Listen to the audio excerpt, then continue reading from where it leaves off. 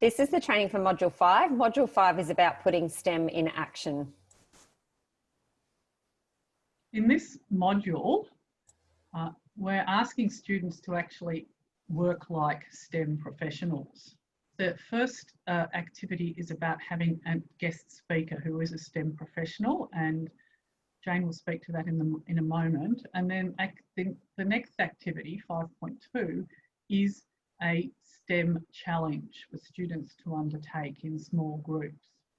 In fact, there are a number of challenges provided, and we suggest usually to do one or two of them, but it's up to you as the classroom teacher to decide which STEM challenges that the students undertake. Okay, so the first activity, as Penny said, involves a guest speaker. The guest speaker can be a range of bursary students through API, so they are currently engineering students in university, or an industry professional that we can arrange to connect you, or you may have your own industry professionals through your school, through parents or connections that you might want to get along. We provide a guest speaker guide, which looks at asking the professionals to talk about what did they want to be when they grow up and what do they do for a job now, just to try and spark some interest with the students about how, you know, they sort of transition from being 7 years old once to where they're at in terms of their careers now.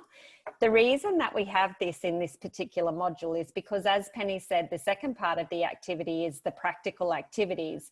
And what we found with schools that have done the program in the past, they've actually used the opportunity to have the STEM professional there to work with the students in delivering some of these activities. So we, at the time you sign up for the program, we'll talk to you about your needs in terms of arranging a connection for you with the guest speaker. So now Penny will go through what some of those activities might look like. Okay, so there are four different challenges. They're presented as open-ended investigations, or so that students can use their ideas and exercise their skills and try and work like a STEM professional. There are some other resources in the kit that can help with that. So there are some guides to helping to work out what you're doing and how you're going to actually design an activity or an experiment, and to then talk about how to alter your experiment to change a variable to try and make something better or work better or go faster or further.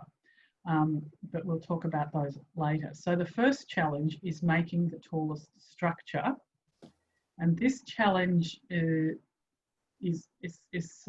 based on a Marshmallow design challenge. And there's a YouTube link there where you can see more about it. But basically students are given 20 pieces of uncooked spaghetti, 1 regular fresh marshmallow, 1 metre of string and 1 metre of masking tape, and they have to build the tallest structure. And the tallest structure has to have the marshmallow on the top of it. It can't be used at the base or can't be cut up or anything like that. It's a very interesting challenge, because when you look at the video and maybe research more about it, you'll see that the people who are most successful at this challenge are kindergarten students, and it is also used in motivation for adults, and they're usually not as good at it. It's also good to give a time limit for this so that the students don't overthink it, so maybe 20 minutes or half an hour. But that's a fun one to do. The next one is a floating and sinking challenge, where students firstly see that if you scrunch up a piece of foil with paper clips in it and put it in water, it will sink, but then they're challenged to figure out a way to make the paper clips and the metal float, which they can do by making a sort of boat structure like in the picture. They then look at a non-metal, such as a Play-Doh type material or modelling clay and take the same piece of modelling clay, which is firstly scrunched into a ball, and then try and make, and when it's in a ball it will sink, and then to try and make it float.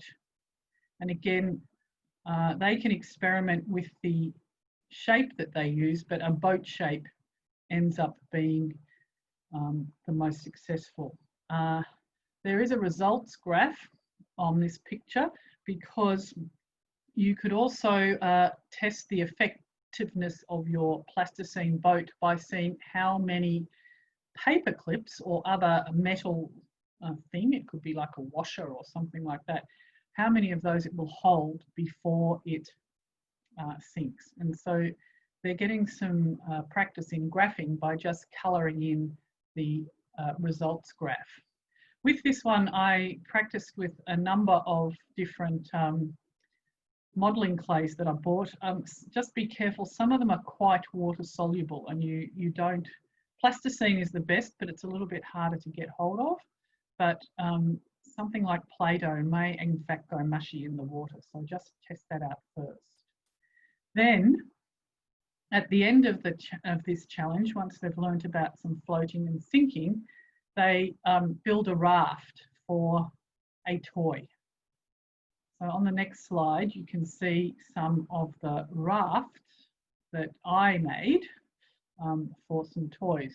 Very simple one, which is just a piece of cardboard wrapped in bubble wrap that's floating in a little plastic cow.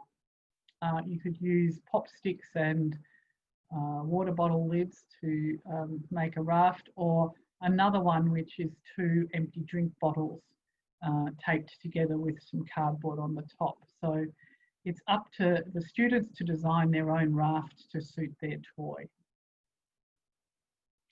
Okay, now the next challenge is air races. And these are based on an old-fashioned cotton reel car toy, and the races are supplied in the equipment pack that comes with the Day in the Life program when you sign up. These little races have a piece of dowel and a rubber band with each one, and the idea is to attach the rubber band, twist the dowel, and then let the racer go and see which one travels the furthest distance. There is a video showing you how to use those races, and the link is on the slide here. And the students can try different things to see how far their racer can go, and that might include things like how many times they've wound up the rubber band. It might be about the surface that they're using, whether there's resistance on the surface or not. It might be the type of rubber band that is used, so you may wish to get some different rubber bands for this. There are you know, a pack of mixed rubber bands so that there's other ones that they can choose. They can measure the distance travelled by the racer in either in informal or formal measurements. So suggestions are such as handspans, or by laying sheets of A4 paper on the floor. The advantage of this is then you could put the A4 sheets of paper up on the wall and make your own bar graph, actual bar graph. Or again, they could use the results sheet, and there's a picture of that on the slide, for the distance travelled. So they might just put their own units along the side and then work out whose racer went the furthest. Final challenge is designing a home for a pet. And there is a slide with some pet homes that you can see a picture of it.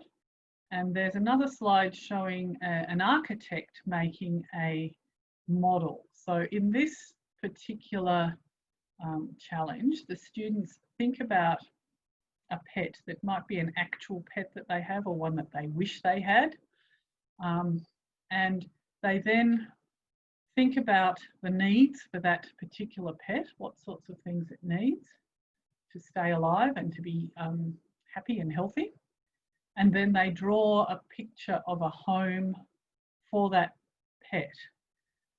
And then as an optional extra, they could then use all sorts of construction materials and recycled materials to make a model of that pet home. So we're not asking them to make an actual size pet home, but they could make a scale model, which is what architects do. And as mentioned in this slide, it would be good to read the EduPEC Architect book if you're choosing this as one of your optional activities for this section.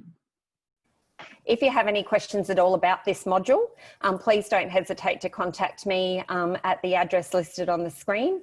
And alternatively, you can link to the resources directly onto the website at that website address, and that will take you to all of the module program materials as well as all of the training videos.